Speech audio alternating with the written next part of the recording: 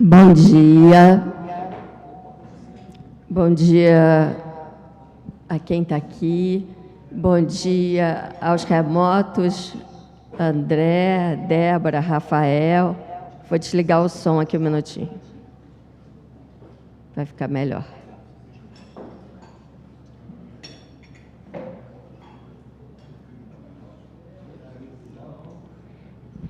Bom dia. Hoje a gente vai ter o prazer de ter o Ricardo Gorodovitz falando da Paraxá Bo, fazendo um estudo comunitário. Essa quinta-feira tem marcado aí a cultura da área, o dia a dia da área, marcado bem, né? Um lugar de encontro agradável, interessante, o café da manhã é ótimo. E a conversa é ótima também. O Ricardo foi presidente da ARI, é ex-blogueiro da Razit, foi masquim na época que eu estava lá, que eu era pequena. Ele é um exemplo, né, do que a Paraxá fala de Ledor Vador, né? Eu estou, por acaso, lendo agora o Guia dos Perplexos, traduzido pelo pai dele, e hoje ele trouxe um reforço do Léo para, né, dar mais um força. Então, não é Ledor Vador, é Ledor Vador Vador. Aí já são 3, aí já complicou a quinta-feira. Então, vou passar aqui o microfone para ele e sejam bem-vindos. Muito bem. O pessoal lá fora, online está ouvindo, né? Bom dia, vocês estão ouvindo? Né? Tá. Muito bem. Bom dia, Rodas Mevorar, né? Vamos falar sobre a Paraxá Bo, que segue a narrativa que nos leva do Egito à liberdade, que vai nos conduzir até o Sinai. E é a Paraxá que começa com as 3 pragas que estavam faltando das 10, até que o faraó decidisse não mais libertar, mas se livrar do povo judeu, né? Ele pede para que eles saiam o mais rápido possível. Nessa Paraxá a gente tem também as regras, né, e a ordem de celebrar Pêssar. Então, o Seder que nós fazemos até hoje deriva dessa Paraxá. Mas o meu objetivo aqui era falar sobre um trecho relativamente pequeno, o que não significa que ele não seja importante, eu diria mesmo fundamental, mas um trecho pequeno dentro da Paraxá que eu queria destacar. Um tema que estava já na ordem do dia para mim, então calhou muito bem de aparecer nessa Paraxá.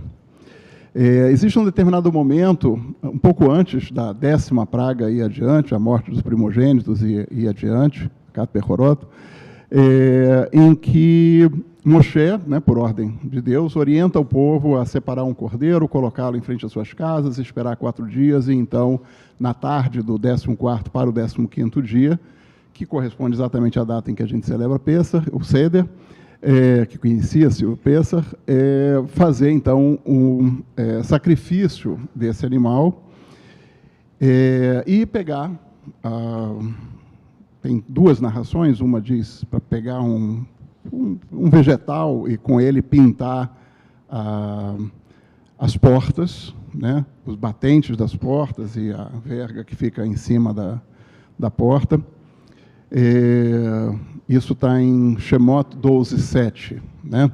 Então, o trecho diz assim: Velaku min Adam venetnu erstei amezuzot ve'ala mashkov alabait asher yochlu otobahem. Ou seja, no lugar em que vocês vão comer o cordeiro, marquem com esse sangue os 2 batentes da porta e a verga que fica, né, a parte de cima da porta. E mais adiante, né, aparece, ainda nessa Paraxá também, né, em Shemot 12, versículo 22 a 24, aparece a justificativa para isso, né?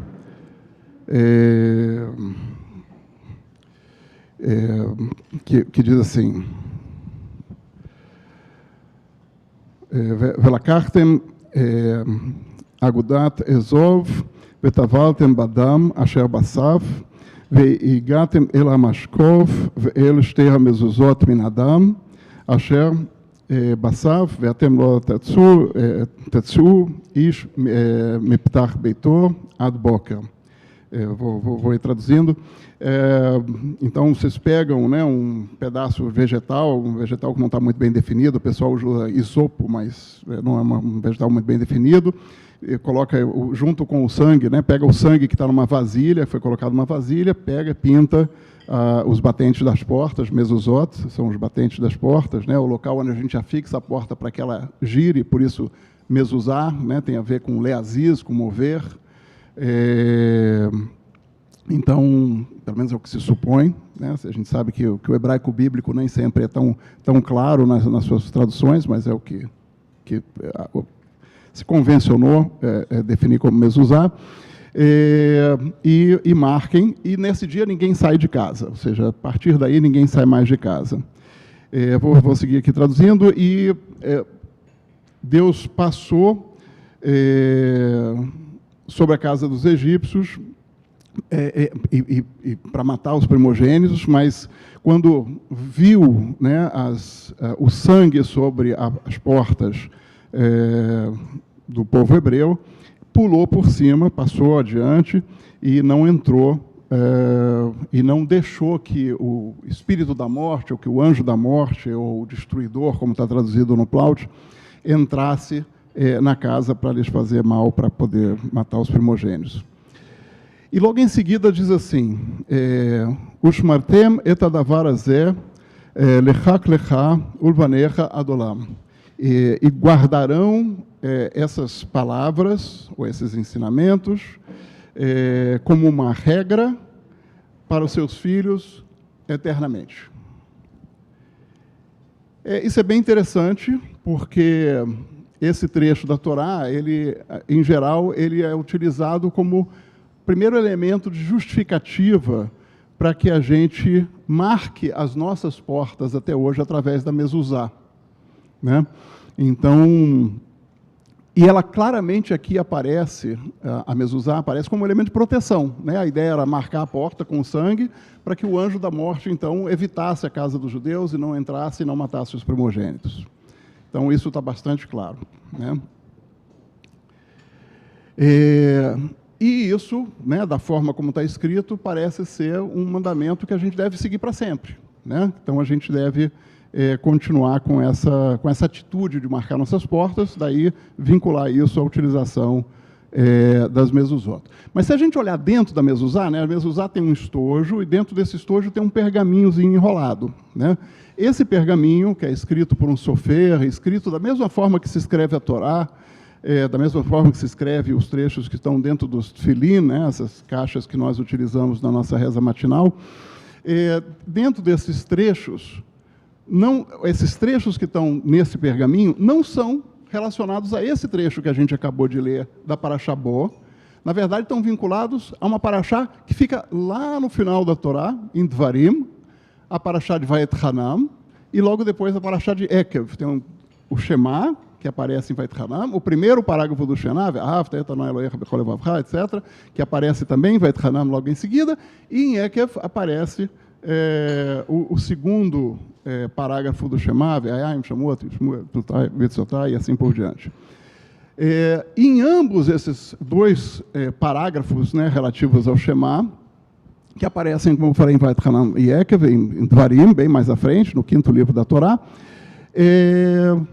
tem escrito da seguinte forma, né? Então, Shema Israel Adonai Eloheinu Adonai Echad, ve'ahavta et Adonai Elohecha bechol levavcha, bechol nafshecha, bechol meodecha, ve'hayu advarim haele, ou seja, essas coisas ou essas palavras, esses ensinamentos, asher nochim etzafa yom levavecha, que eu te ordeno, né, que você coloque no seu coração, vishnanta levanecha, e vai passar para os seus filhos, e vai falar sobre isso, beshiftecha beveitecha, uvlecha beleria, tanto quanto você estiver em casa, como você estiver no seu caminho, quando você deitar e quando você levantar.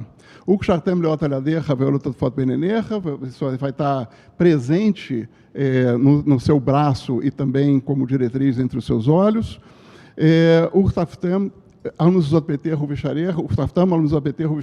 E vai escrevê-los nas mezuzot, ou seja, no batente das portas da sua casa e dos seus portões. Aqui, certamente, dos portões, está falando dos portões da cidade, né, de uma cidade judaica,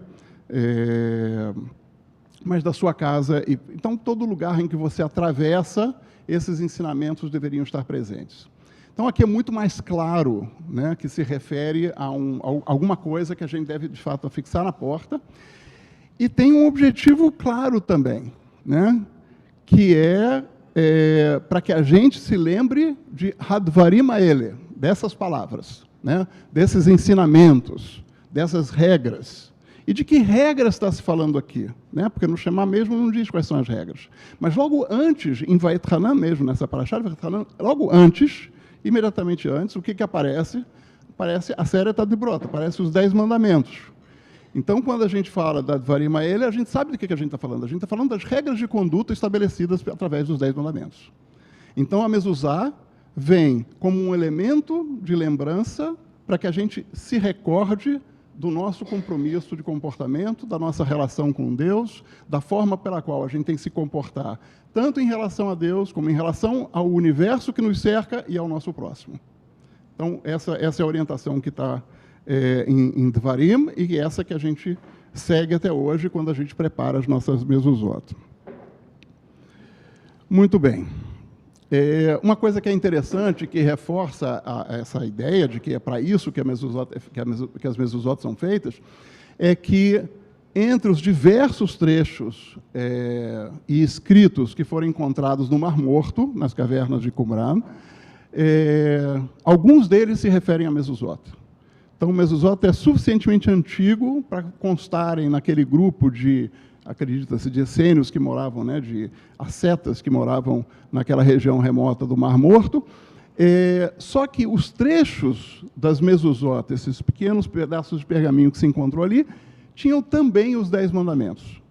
Então, reforça essa ideia de que Hadvarim Haele se refere aos 10 mandamentos, né? Reforça essa ideia. Muito bem. Ao longo da nossa história, nós trabalhamos o tempo todo sobre as nossas fontes, né? Então, é razoável que muitos dos nossos sábios tenham se debruçado também sobre o conceito da mezuzá. Para que ele serve, de que forma ele deve ser utilizado, até mesmo de que forma ele deve ser preparado ou afixado na porta.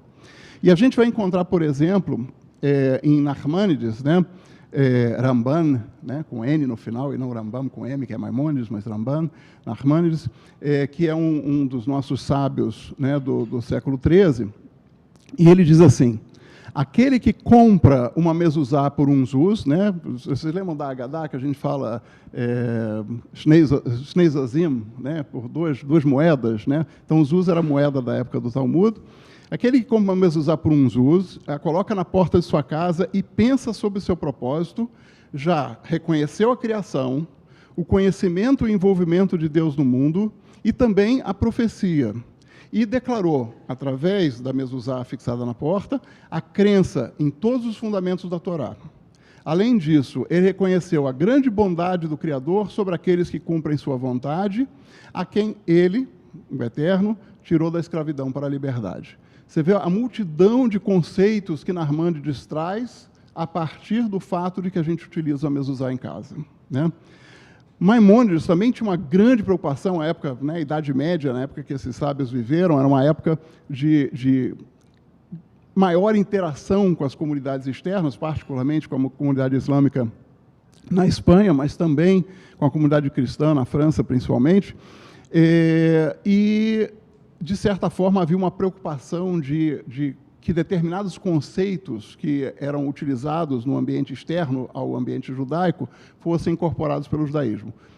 Alguns, de fato, foram, alguns se evitou, e um deles, que Maimônides combate com muita veemência, é a transformação de elementos utilizados no nosso ritual em amuletos, né? Então, Maimônides queria muito evitar isso, né? Então, ele traz ele tenta reverter a ideia, né, da mezuzá como elemento de proteção, e que é, né, deduzida a partir do episódio que a gente leu na Paraxá de Bo, que é a Paraxá dessa semana, né? A gente leu um outro trecho de Bamidbar, porque eram as rodas, mas a Paraxá que rege essa semana é a Paraxá de Bo.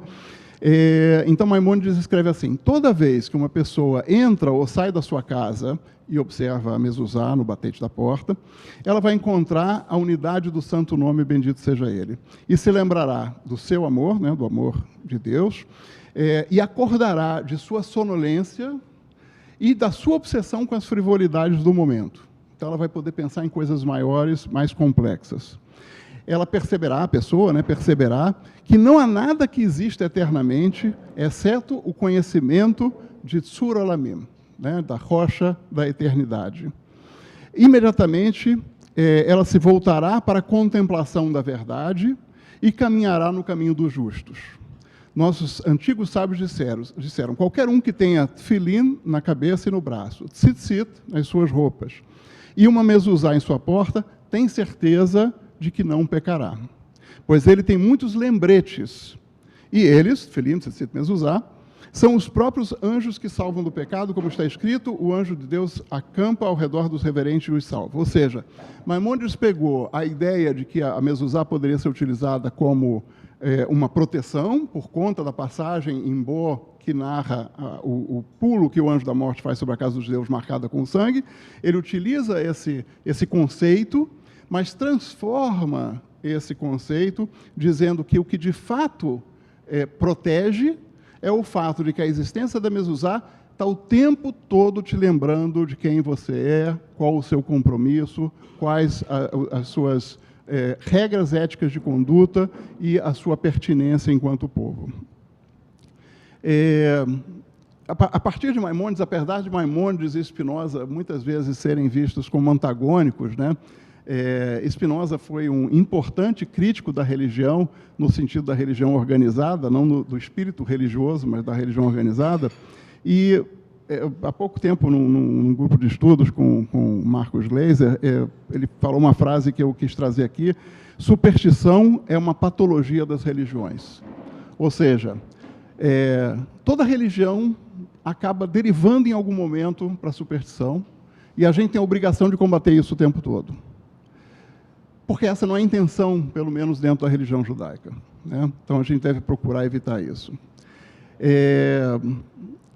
Se a gente tratar a mezuzá como um amuleto que está protegendo a nossa casa, né, e algumas pessoas usam uma mezuzá pendurada, usam a mezuzá no carro, etc., se isso for tratado como um elemento de proteção, ou seja, aquele objeto nos protege, e, consequentemente, transformamos isso num amuleto, isso é algo muito distante da ideia que foi construída a partir dos nossos sábios para a mezuzá, né? A mezuzá não é isso, a mezuzá tem o objetivo de lembrar quando a gente entra e quando a gente sai de casa, e depois, na Idade Média, se incorporou também o local de trabalho, e outros lugares que a gente frequenta, de que a gente deve ter esse compromisso com Hadvarim Haele, aqueles ensinamentos que constam no texto da narrativa bíblica.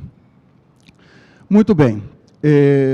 Isso é uma coisa que nós aqui na área, no universo do judaísmo liberal, a gente tem uma preocupação muito grande com esse correto entendimento da mezuzá, e que às vezes a gente vê permear outros grupos, a gente vê permear ideias diferentes, que a gente entende como aceitável, até porque nós reconhecemos a fragilidade humana, né? Nós sabemos que a gente muitas vezes precisa de elementos tangíveis para suportar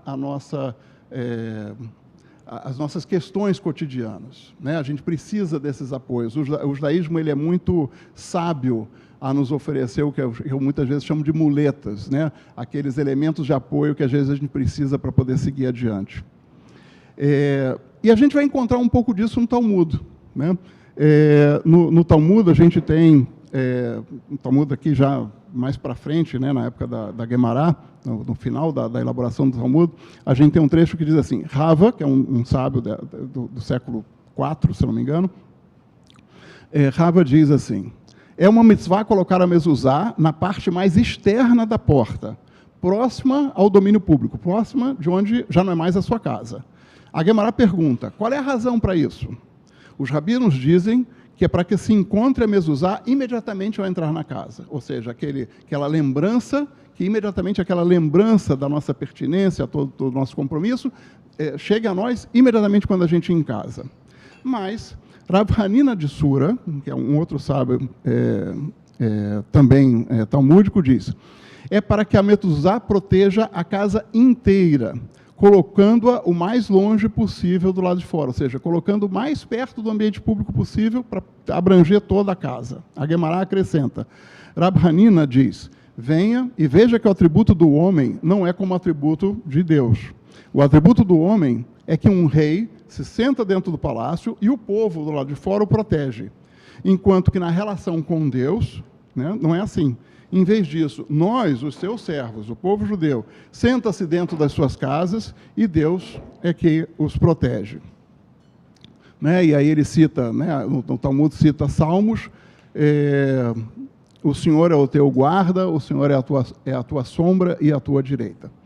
Então, aqui a gente vê o Talmud trazendo uma justificativa para a ideia da mezuzá como um elemento de proteção. Né? Como é que a gente pode entender isso? Como uma concessão, né? Algo que a gente faz porque muitas vezes a gente necessita desse sentimento de que algo maior do que nós, de alguma forma, nos auxilia, nos apoia. Né? Eu tenho dito que amuletos e superstições não são necessariamente baseados em coisas materiais, às vezes são coisas imateriais. Né? A própria ideia de um Deus que especificamente nos protege, a cada um de nós, né, tem um elemento, né, de usar Deus como um amuleto de proteção. Né? É um elemento imaterial e ainda assim se transforma num amuleto.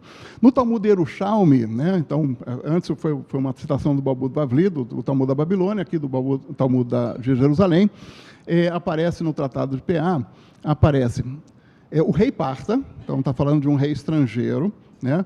Provavelmente um rei importante da época, talvez a quem os judeus da época pagassem algum tipo de tributo. O rei Parta, Artaban, enviou o rabino Judá, que não é o Yudá Nassi que compilou o Talmud, que é posterior, é um rabino anterior, enviou ao rabino Judá uma pérola inestimável de valor, né? O valor absoluto daquela pérola, uma pérola muito bonita e muito grande. E disse a ele, envie-me algo de valor como o valor desta pérola. E o rabino lhe enviou uma mezuzá. E o Talmud diz assim, ele enviou a ele, eu enviei a você um item de... O rei falou para o rabino Judá, eu enviei a você um item de grande valor e você me enviou um item cujo valor é 1/10 dele, né? Provavelmente muito menos do que 1/10. E o rabino respondeu da seguinte forma, meus bens e os seus bens não podem se equiparar. Você me enviou algo que é necessário que eu proteja, mas eu enviei a você algo que é cheio de conhecimento e irá protegê-lo, como está dito.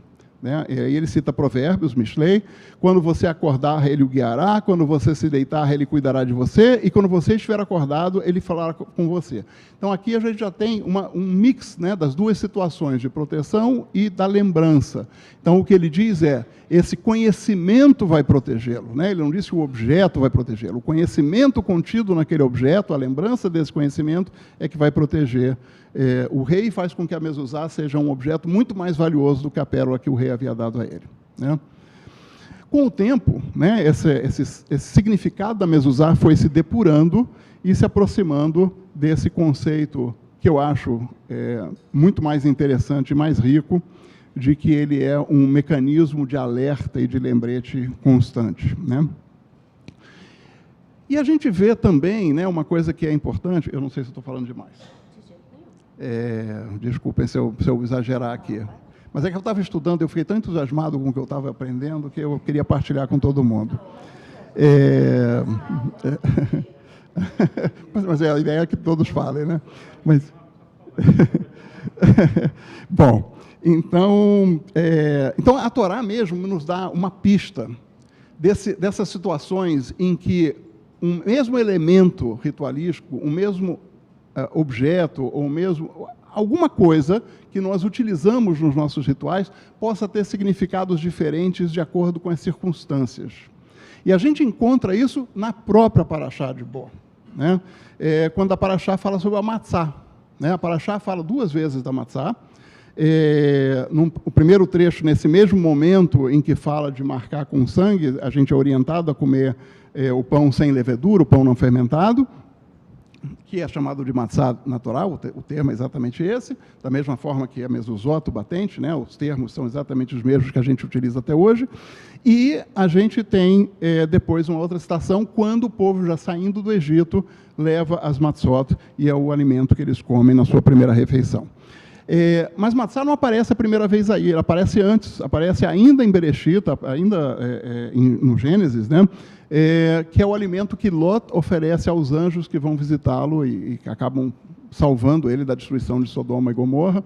Esse é o alimento que ele oferece. Então, matzá não é uma coisa só vinculada àquele momento, mas ela vai ganhar significados diferentes, né? Quando a gente comemora o nosso Seder, né, na Agadá, como é que a gente fala? A primeira menção que a gente faz, direcionada especificamente a matzá, como é que a gente fala, né? A gente fala, esse é o pão dos pobres, né? Esse é o alachma oniá, o pão da pobreza, o pão da aflição, né? O pão da dor, né?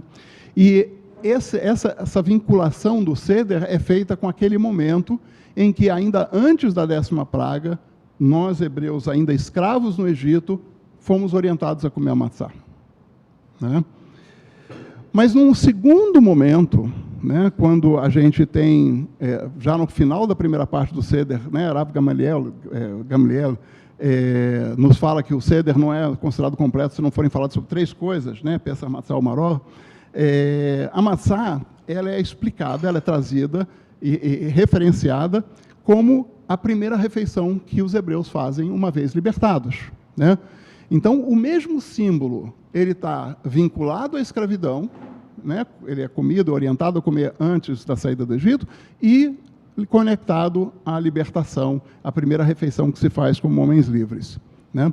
Então, ele tem essa dupla conotação. De certa forma, a mezuzá tem a mesma situação. Para os escravos que estavam no Egito, eles não poderiam entender um conceito complexo como aquele que eles vão obter no Sinai, e que eles vão passar durante mais 39 anos, 38 anos, digerindo ao longo dos 40 anos do Sinai, da travessia do deserto. O que eles podem entender é, vamos fazer uma marca nas portas, e isso vai nos proteger. É a mentalidade daqueles que, ainda pobres de espírito, precisavam desse sentimento de proteção. Somente depois de 40 anos de travessia no deserto, às vésperas de entrar na terra prometida, em Canaã, apenas quando todo o universo de mudanças que se completou ao longo da travessia do deserto estava concluída, é que o povo hebreu pôde compreender que o que deveria ser colocado nas portas eram ensinamentos que haveriam de lembrá-los sempre do seu compromisso com Deus, com o outro e com toda a natureza que os cerca.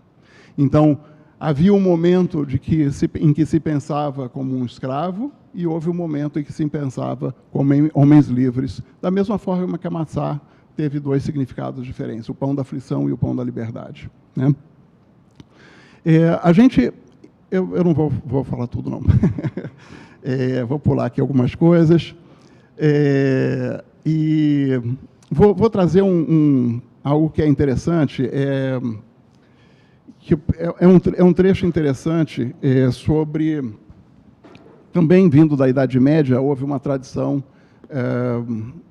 que, de certa forma, deve ter agitado os meios intelectuais judaicos na época de Rashi, né? Rashi vivia numa comunidade, pelo menos assim se dizia, numa comunidade de hábito esfaradita. E, como a gente sabe, os faradim, eles têm um estojo vertical para a Torá é lida de pé, ela é colocada de pé e ali ela é lida, né? Então, Rashi, por uma correlação da mezuzá com a Torá, o que está correto, achava que a mezuzá deveria ser colocada verticalmente, né? Os seus netos, entretanto, os netos de Rashi, viviam numa comunidade ashkenazita, onde a gente coloca sobre a shulchan, né, de criar, a gente lê a Torá deitada. Então, eles achavam que, também por correlação com a Torá, a mezuzá deveria ficar deitada, né? E houve uma discussão nessa época sobre de que forma colocar a mezuzá. Como é que a gente coloca a mezuzá hoje? Inclinada, não é? Então, quando nós passamos pela mezuzá, nós também lembramos que as nossas divergências, elas podem ser bem resolvidas. A gente pode interpretar isso como um lembrete adicional para que, quando a gente entra nas nossas casas, a gente sempre procure shalom bayit, a gente sempre procure se sentir com uma pacificação, tanto consigo mesmo como com aqueles que habitam conosco, né? Então, a mezuzá tem esse símbolo também, né? Não é à toa que a primeira palavra do rolo da mezuzá é o Shema, é escuta, não é fale, é escuta, né? Dá direito ao outro de falar e escuta, né? Muito bem, eu acho que a gente pode encerrar o estudo por aqui. Eu queria trazer esse trecho que a Parashá de Bo nos traz, falando da marcação da porta com o sangue, e fazer a correlação disso com o nosso entendimento da mezuzá, vinculado a Dvarim Haele, aquelas palavras, aquele compromisso ético. Isso é o que é mais relevante na utilização das mezuzot, como um alerta, como um lembrete. Muito bem. Então, aberto a comentários outros e perguntas, se houver. Queria agradecer ao Ricardo. Agradecer ao Ricardo. O pessoal aqui está batendo palma. É mais que um comentário, né? Uma aula completa. Podia se estender por mais bastante tempo. Não se preocupa. Acho que eu vou passar o microfone aqui, tem gente querendo comentar, mas antecipadamente, super obrigada. Muito bom, maravilhoso. Deixa você passar. Para quem?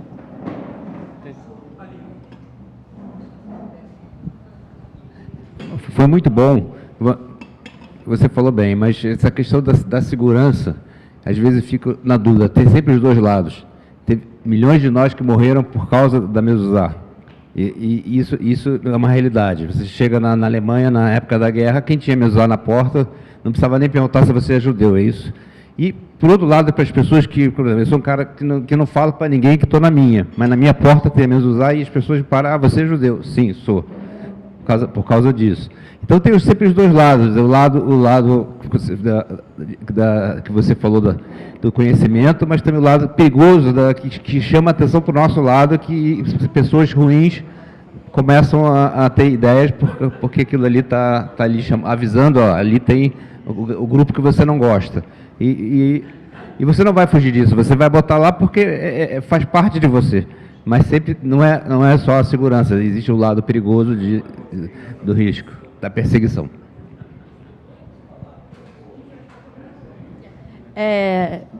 Zeca, obrigada pelo comentário.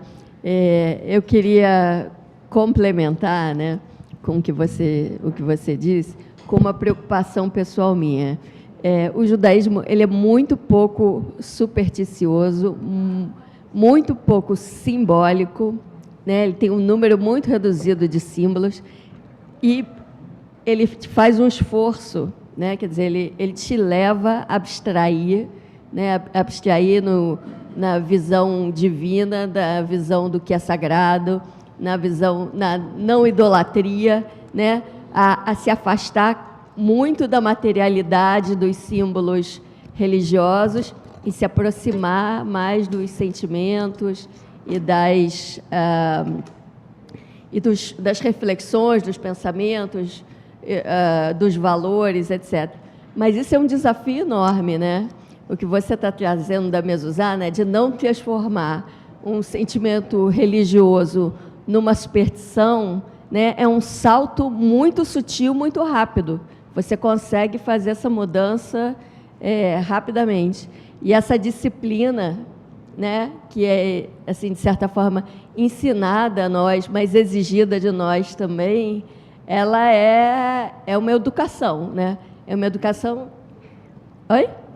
É uma educação, inclusive, assim, a gente estendendo a discussão, eu não quero estender aqui, mas vou só botar a provocação, é uma educação para a ciência, não só para a religião, mas é uma educação para o pensamento científico. Né? Palavras de Maimônides, exatamente. E complementando o que você falou, quanto à questão de na Alemanha nazista identificarem que o morador da casa é judeu só pela mezuzá, isso não era necessariamente verdade, porque a Alemanha nazista tinha seus próprios critérios para definir um judeu, que não tinha nada a ver com os critérios dos movimentos religiosos judaicos. Por exemplo, na Alemanha nazista, o governo da Alemanha nazista considerava judeu qualquer um que tivesse pelo menos 3 dos 4 avós judeu, e considerava meio judeu qualquer um que tivesse 1 ou 2 avós judeus, entendeu? Ou seja, não era de onde que vinha a linhagem, era quanto de ascendência judaica você tinha. Inclusive, quando iam ver teus documentos, eles iam até teus avós e viam quem que estava matriculado, quais dos teus avós que estavam matriculados em sinagogas e quais que não estavam. E a partir daí definiam se você era judeu, meio judeu ou não judeu. Entendeu? Aí alguém, por exemplo, alguém poderia não ter nenhum dos avós judeu, mas ter se convertido ao judaísmo e ter mezuzá em casa. Essa pessoa, no caso, não seria considerada judia pelo governo da Alemanha nazista. Acho que essas regras antissemitas, né, a gente até comentou na semana passada, as leis antissemitas são muito criativas, né? Elas podem variar desde hábitos simples até a linhagem, participação em grupos, etc. Sim. E tem uma coisa que eu vou falar sobre o que você falou. Eu vou passar aqui, já passo para a Jadete em um segundinho. Sim, sem dúvida. Todos os símbolos de identificação, né? Só um minutinho. Ricardo, parabéns aí pelo estudo. Ainda. Muito completo, mas tem que ter um tempo para cada um, né? Muito completo aí, muito interessante. Agora, um contraponto aqui, ó, e ao longo da história. Primeiro que eu não consigo ver a religião, ela distanciada de um elemento, eu não chamaria da superstição, mas do irreconhecível, do que aquilo que a gente protege. Eu acho que a mezuzá, não que eu pense assim, mas tem esse efeito. Por exemplo, eu também não entendo gente que põe mezuzá no carro, que não é uma porta, tá geralmente no painel. Mas, ao longo da história, outros movimentos surgiram que contrapõem isso. O Vini estava citando aqui, por exemplo, a Cabala, que é totalmente místico, e eu citaria o movimento do hasidismo, né, que reverte um pouco essa lógica. E a gente vê muito essa questão de revisar a mezuzá para ver se ela é kasher, que é muito usado. Não estou dizendo que está certo ou errado, mas é o que a gente encontra. A pergunta que eu faria, o Silvio está ainda? Não, já foi embora. A nossa Torá, para seguida, precisa ser kasher na sinagoga reformista? Perguntaria isso para você. Ou se a gente pode usar de uma Torá não kasher? Bom, vou responder a pergunta do Hélio, vou tentar ser o mais sucinto possível, vamos ver se eu consigo. A resposta, a meu ver, eu não respondo pela sinagoga, acho que talvez a pergunta devesse ser feita ao rabinato, mas minha resposta seria pode, mas não deve. E vou explicar por quê. Quando a gente sai de casa para uma festa, para um compromisso de trabalho, a gente tem uma grande preocupação de que forma que os outros vão nos ver, de que forma que a gente vai se apresentar. A gente tem uma grande preocupação com que de forma nós vamos nos sentir onde nós estivermos, né? E a gente faz questão de estar bem arrumado, estar bem vestido, com uma roupa que não tenha nenhum rasgadinho, nenhuma mancha, né? Que esteja de acordo com o ambiente para o qual a gente está se dirigindo. Os objetos litúrgicos, de uma forma geral, são objetos com os quais a gente tem exatamente a mesma preocupação. A gente tem uma preocupação de tratá-los da mesma forma que a gente trata aquilo que a gente utiliza no nosso próprio corpo, da mesma forma que a gente utiliza tudo aquilo que a gente, toda coisa a qual a gente atribui valor, né? Lembrando sempre que os objetos de uso litúrgico, né, a mezuzá é um deles, a Torá é outro, a gente não está preocupado ali com o seu valor intrínseco, a gente está preocupado ali com o seu valor de conteúdo, de significado, daquilo que com aquele objeto a gente é potencializado a alcançar, né? Então, dessa forma, a gente não deve utilizar, né, um rolo da Torá, né, a gente chama de passul, né, um rolo que está impróprio para a leitura. A gente deve sempre procurar manter os nossos rolos adequados, da mesma forma que a gente procura manter, né, a tradição que nos vincula à história e à evolução do judaísmo, mantendo a leitura dos Megilot, né, dos Sefrei Torá, como eles eram utilizados desde há muito tempo atrás, ou seja, com o mesmo tipo de escrita, com o mesmo tipo de pergaminho, o mesmo tipo de tinta que era utilizado há muito tempo atrás. Isso vale para as mezuzot, isso vale para a Torá, isso vale para qualquer um dos nossos objetos litúrgicos. Então, como eu disse antes, na ausência, por exemplo, de um Sefer Torá que esteja adequado para o uso, se a gente tem um Sefer Torá ainda que inadequado para o uso, é uma comunidade que não tem recursos de mandar consertar, não tem oportunidade de ter outro Sefer, é bom que a gente utilize, porque é melhor do que não utilizar. Mas, se a gente tem a possibilidade de colocá-lo de forma mais apresentável, né, demonstrar dessa forma o valor que a gente atribui ao conhecimento que a gente tem a partir daquela leitura, então a gente deve corrigir os defeitos e procurar ter um sefer adequado para a leitura. Vou ter que comentar aqui, eu lembro quando houve uma doação, não vou citar nomes, mas eu lembro quando teve uma doação de um Sefer Torá aqui para a área, eu era criança, sei lá, 50 anos atrás, ou mais até, 55 anos atrás, e o doador do Sefer ficava muito chateado quando o Sefer dele não era utilizado. Então, sempre que tinha outro Sefer utilizado e ele era chamado Torá, ele falava, está passula esse Sefer, não pode ser lido. Ele queria que fosse utilizado o Sefer que ele doou. Enfim, o Silvio está aí, não, o Silvio já foi, mas o Silvio lembraria quem é. Ok. Janete.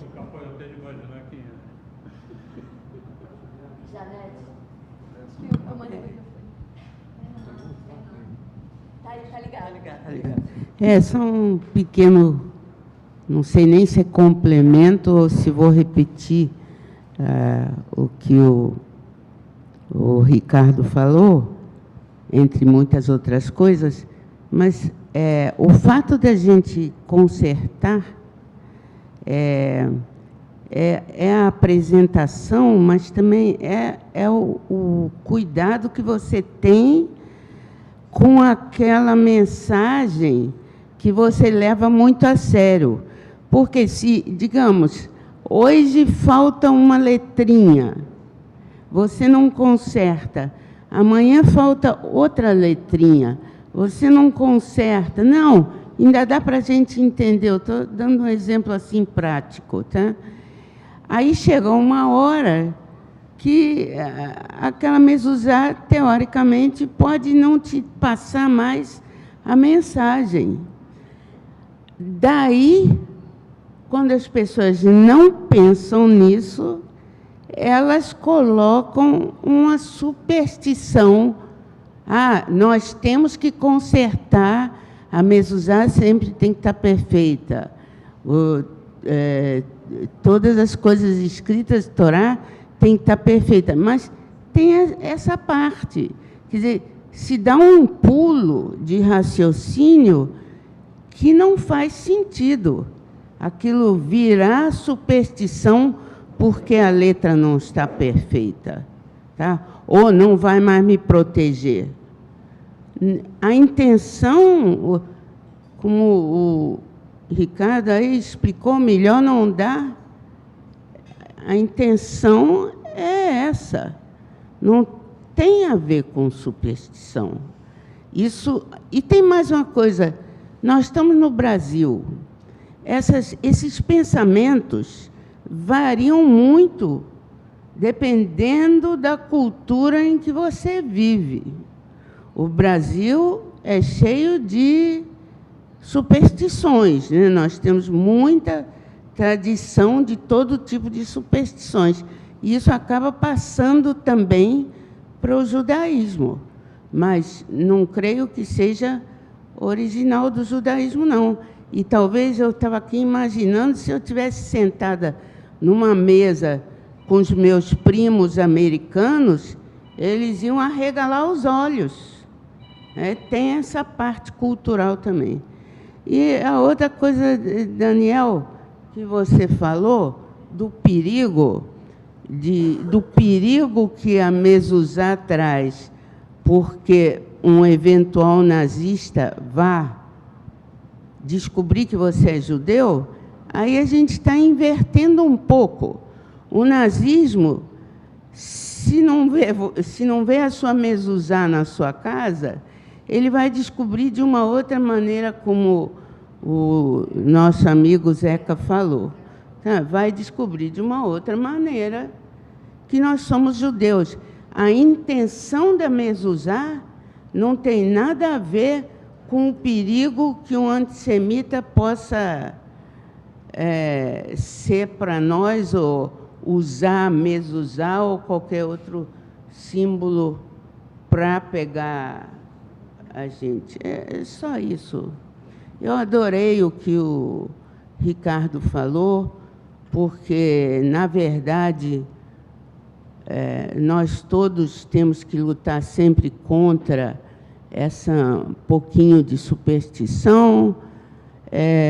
Tem gente que, quando sai de casa, beija a mezuzá e, quando esquece, chega lá embaixo na portaria, lembra que não beijou a mezuzá, se assusta e volta para beijar a mezuzá. E essas coisas, obviamente, distorcem totalmente o objetivo. Só isso. Infelizmente, eu estava aqui sentada pensando que eu queria conseguir explicar essas coisas com uma partícula da elegância que o Ricardo explica. Sura, obrigada. Não quer falar. Quer falar? Vai lá. Ricardo, primeiramente, muito obrigado. Foi, assim, uma aula maravilhosa. E uma reflexão, porque quando vira um símbolo de superstição, a gente transfere a força da nossa fé para um objeto. E eu acho que vale a pena lembrar também a circunstância em que a gente estava. Então, o povo estava no Egito, onde os sacerdotes, basicamente é uma continuação da Paraxá, essa reflexão, em que os sacerdotes, eles faziam rituais complexos, o povo não entendia esse ritual, o povo não conseguia alcançar o que o sacerdote fazia, os sacerdotes egípcios, e isso enfraquecia exatamente a própria essência do povo egípcio. Enquanto que essa visão no judaísmo, ela tinha uma outra particularidade. A força da fé começa dentro de você. E o conhecimento que você vai tendo, é isso que vai fazer esse ímpeto de força capaz de gerar transformação, capaz de gerar uma ação positiva no mundo, um tikkun olam. Porque se você não tem essa essência dentro de você, são ações vazias. Então, a mezuzá, ela também lembra a retidão, ou seja, eu estou entrando num lar onde todos aqui compartilham dessa retidão, onde todos compartilham desse valor. E é importante eu lembrar esses valores, porque é dentro dessa base que é construída a fé. É dentro dessa base que tem força a tefilá. Porque quando a gente transfere, eu acho que eu vou dar estava falando de mezuzá no carro, né? Aí eu me lembrei de uma situação que eu vi, né, na Índia, que eu achei super interessante. Tinha uma fila de carros. Eu falei, promoção de gasolina, né? E aí tinha um cara vestido fazendo reza nos carros. Não, seu carro está abençoado. Aí o carro passava, agora seu carro está abençoado. Eu achei aquilo super curioso, eu fiquei olhando, mas assim, o cara dirigia mal pra caramba, os caras saíam dirigindo de qualquer jeito. Então, não adianta muito essa consciência, ela tem que ser interna, para que haja realmente uma transformação, para que você possa fazer as suas ações de forma clara, precisa, concisa e alinhadas a um propósito. E eu adorei essa reflexão que você trouxe, porque é uma linha tão tênue, né? E eu acho assim incrível, porque é onde a gente consegue entender e lembrar um pouquinho da essência da nossa fé, né? Ou seja, esse poder de você ter internamente e colocar a reza de uma forma profunda e honesta com a essência, nessa ligação com Deus, né? E eu acho que essa sempre foi a grande força do povo, e por isso se prosperava muito, incomodava muito as vizinhanças, porque acabava se jogando para os elementos o poder da fé, ao invés de trazer a responsabilidade para dentro de si, né? E poder passar isso para a geração seguinte. Então, eu acho uma reflexão muito legal. Parabéns, muito obrigado. Obrigada. Eu vou repassar aqui para quem está na sala, né, uns comentários que surgiram no chat aqui da internet, né? O André falando que achou muito legal a visão da Mezuzá, que é uma sorte de quem participa desse estudo, e podemos crer que temos uma interpretação inicial e superficial de Mezuzá, né, que transforma ela num amuleto, mas, né, o Ricardo trouxe uma visão que ultrapassa esse limite. E o Charles comentou que nada judaico é interno, ou solitário, ou baseado somente numa fé individual, numa consciência individual, né? Que tem um trabalho individual, mas também uma ação em grupo. Vou passar para o Germano, vai fazer as considerações. Ricardo, novamente, só cabe agradecer a sua fala, que tem uma característica um bocado interessante, é a elegância com que você coloca os fatos. Para mim, quer dizer, no estudo de Bohr, ficou... deixa eu colocar assim, eu vou fugir um pouco dessa forma que você coloca os fatos, que eles são mais abrangentes e sem muitas discussões. Em Êxodo 12:14, bom, esse dia será para vocês um dia de recordação. Vocês celebrarão como uma festividade ao Eterno ao longo das gerações. Vocês celebrarão como uma instituição para todo sempre. No livro Aceitando o Jugo, Sujeição do Céu, de Yeshua Leibovitch, aborda a Sidrá de Bohr, a Sidrá do Êxodo do Egito. Essa Sidrá discute dois pacers em relação ao grande evento que, de fato, foi o início da história do povo judeu.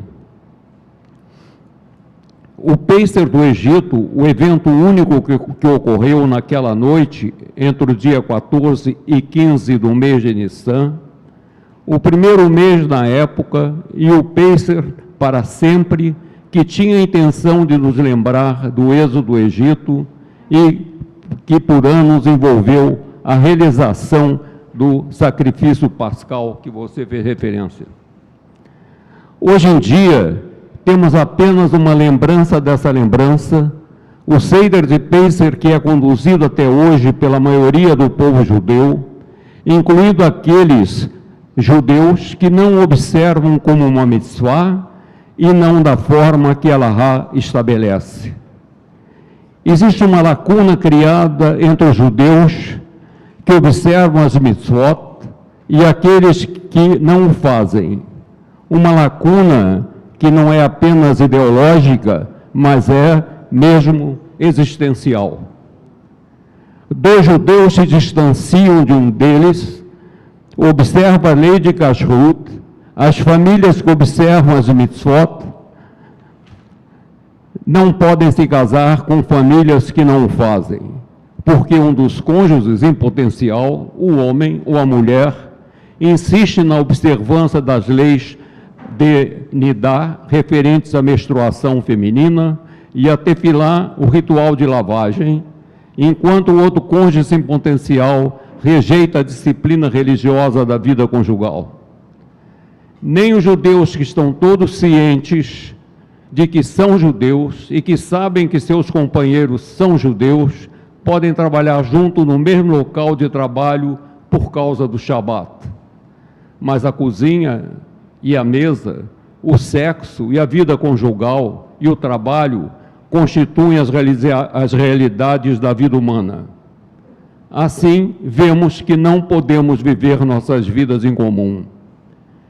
Pesach, hoje, não é uma herança comum para todos nós. E se alguma coisa o festival expressa, é uma profunda ruptura entre nós judeus. Obrigada, Germano. Ricardo quer fazer uns comentários finais? Muito bem, bom, vou ser obrigado a começar os comentários finais pelo Germano, né? Acho que algumas vezes já citei o Shael Leibovitch aqui, um sábio dos nossos tempos, né? Do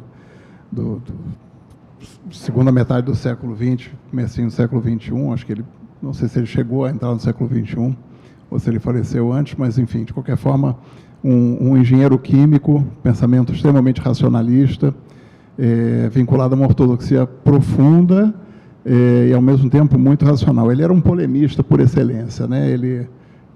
Os detratores dele diziam isso, né? Que ele acordava de manhã, todo dia, pensando em quem eu vou bater hoje, né? Ele tinha isso. Esse é um dos poucos comentários que tem no livro dele, que tem um caráter que foge à Sidrá propriamente dita, né? Ele faz uma crítica, e ele não deixa claro, né? Curioso que ele, nesse comentário, ele não deixa claro se ele está criticando o fato, né, de que o fato de você ter regras faz com que isso separe as pessoas, ou se ele está criticando as pessoas que não seguem as regras, né? Não fica tão claro isso nesse comentário dele. E eu acho que é o primeiro, eu acho que ele está criticando o fato de que, curiosamente, o que nos une, às vezes, é o que nos separa, né? Nos une o fato de que todos celebramos o Seder, nos separa o fato de que a gente comemora o Seder de forma diferente, a partir de comportamentos diferentes, que eventualmente podem não permitir que sejam reunidos. E eu acho que a grande possibilidade de resposta para isso está exatamente naquilo que foi comentado sobre a posição da mezuzá. Ou seja, o fato de que uns acreditavam que a mezuzá deveria ser colocada de forma vertical, outros de forma horizontal, e a solução que foi dada de colocar a mezuzá de forma inclinada, na diagonal, faz com que a gente reflita sobre essa possibilidade de concessões de parte a parte, permitindo que essa convivência exista. Não é muito simples, né? A gente, no fundo, os desafios que o judaísmo propõe, eles estão muito além da nossa capacidade, né? Quem é que realmente tem condições de se livrar integralmente da necessidade desses elementos de apoio, da utilização, né, de algum objeto ritualístico, sacralizar o objeto e não o significado do objeto? É difícil, é um desafio permanente. E a gente tem que estar realmente muito conectado com a necessidade de enfrentar esse desafio para poder estar alerta quanto a isso o tempo todo.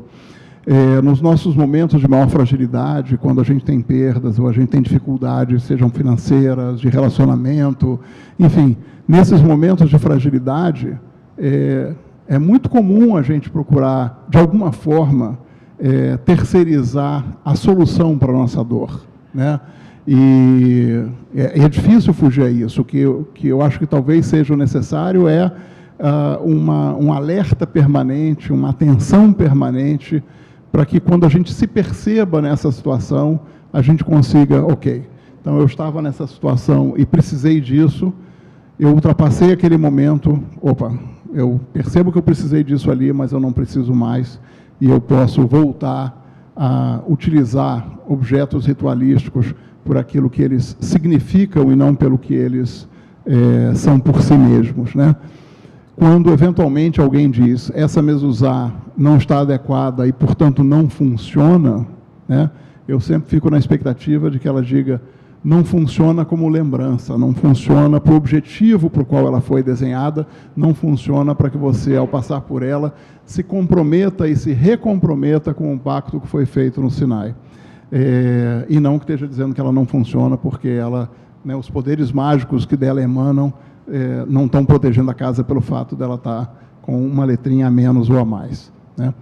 Enfim, o que eu queria trazer aqui era um pouco, partilhar com vocês um pouco disso que eu aprendi e coletei para esse estudo, mas principalmente propor a todos nós que a gente esteja permanentemente engajado nesse desafio, né? Que a gente preste atenção nas nossas atitudes, nas nossas participações, no ambiente litúrgico de uma forma geral e os objetos dessa nossa liturgia, para que a gente possa construir cada vez mais um judaísmo que se eleve, né? E seja cada vez mais vinculado a essa transcendência intangível e menos vinculado ao material, ao terreno, ao menor, né? Que a gente possa ter um judaísmo maior.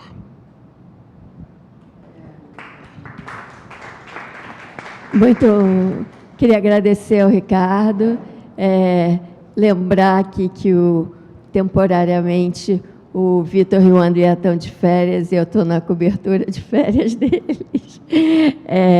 E, mais uma vez, valorizar esse espaço, né, que a gente tem visões tão diversas e complementares, que é o que acho que enriquece o estudo do judaísmo para o caminho que o Ricardo está propondo, né?